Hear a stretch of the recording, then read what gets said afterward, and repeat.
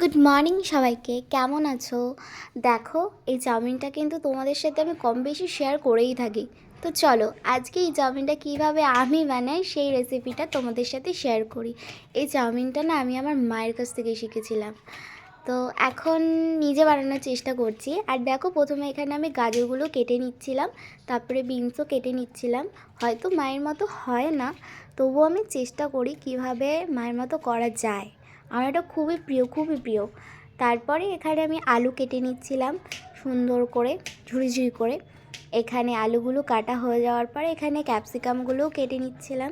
আর এই চাউমিনে জানো তো আমি না হলুদ দিই না, সাদা সাদা বেশ ভালো লাগে, সব ভেজিটেবলগুলো থাকে। আর ভেজিটেবল তো খাওয়া হয় না সেইভাবে, এইভাবে করলে হেভি লাগে খেতে। আমার তো খুব ভালো লাগে, আমার ফেভারিট। তারপরে পেঁয়াজ লঙ্কা কেটে এখানে কিন্তু আমি গরম জল বসিয়ে দিয়েছি, 1 চিমটি নুন দিয়ে। তারপরে এখানে আমি নুডলসটাকে সেদ্ধ হতে দিই। এখানে চাউমিনটা বয়েল হতে থাক আর ওদিকে আমি সবজিগুলো ভেজে নিই। তো এখানে আমি একটু তেল দিয়ে দেখছিলাম এখানে গরম হয়েছে কি না, অল্প একটু। আর এটা চাইলে না তোমরা সাদা তেলেই করে, কিন্তু আমি একটুখানি সর্ষের তেলেই করেছি। তোমরা চাইলে সাদা তেলে কিন্তু করতে পারো। ফার্স্টে গাজর আর আলুটাকে ভেজে নিচ্ছি, কারণ এটা যাতে সিদ্ধ হয়ে যায় তাড়াতাড়ি। একটু নুনও দিয়ে দিয়েছিলাম যাতে তাড়াতাড়ি সিদ্ধ হয়ে যায়। আর অন্য জিনিসগুলো বেশি যাতে ভাজা না হয়ে যায়, তাই বিনস আর ক্যাপসিকামটা একটু পরেই দিচ্ছিলাম, অল্প ভেজে নিয়ে। আর জানো তো, এই চাউমিনটার মধ্যে কিন্তু কোনো রকমভাবে হলুদ ইউজ করা যায় না। মানে আমি আমার মাকে দেখিনি করতে, তাই আমিও করিনি।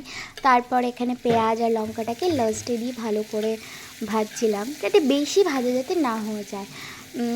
এগুলো একটু নিজের আইডিয়া থেকে করা আর কি। তারপরে এখানে একটু বাদাম দিয়ে দিয়েছিলাম। আর এটা না, সত্যি বলছি, এটা একটা বিশেষত্ব হলো বাদাম। তোমরা বাদাম দিয়ে করো নুডলস, সেই লাগবে খেতে। তারপরে এখানে ডিম দিয়ে দিচ্ছিলাম একটুখানি, ডিমটাকে দিয়ে ভালো ভালো করে এর মধ্যেই দিয়ে দিয়েছিলাম, আলাদা করে আর এক্সট্রা করে রাখিনি ডিমের যে ঝোড়াটাকে। তারপর ভালো করে মিক্স করে দিয়ে এখানে রেখে দিয়েছিলাম। তারপরে এর মধ্যে নুডলস দিয়ে দিলাম, নুডলস দিয়ে ভালো করে নাড়ানাড়ি করতে হবে।